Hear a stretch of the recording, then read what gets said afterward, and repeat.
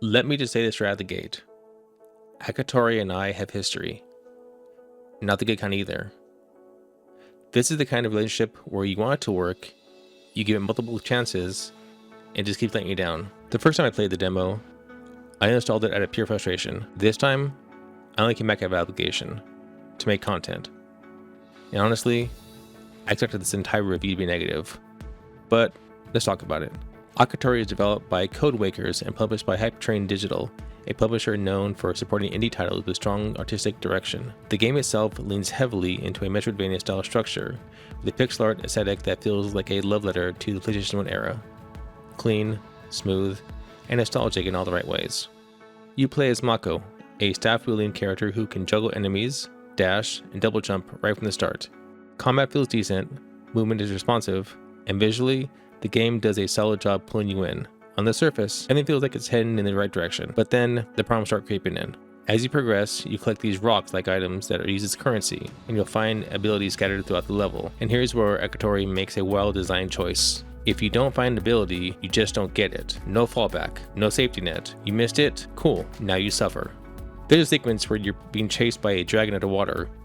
Sounds hype, right? It should be. But because I didn't pick up a hidden upgrade that increased your air supply, I literally could not finish the sequence. I would run out of air right before the end every single time.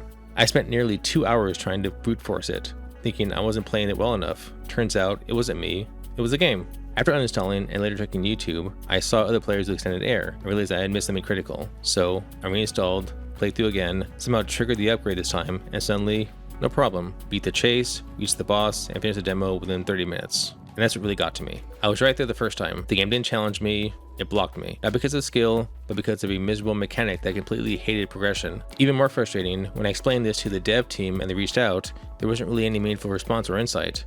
It felt less like they wanted to understand the issue and more like they just wanted the content. Outside of that major issue, the rest of the game is pretty standard.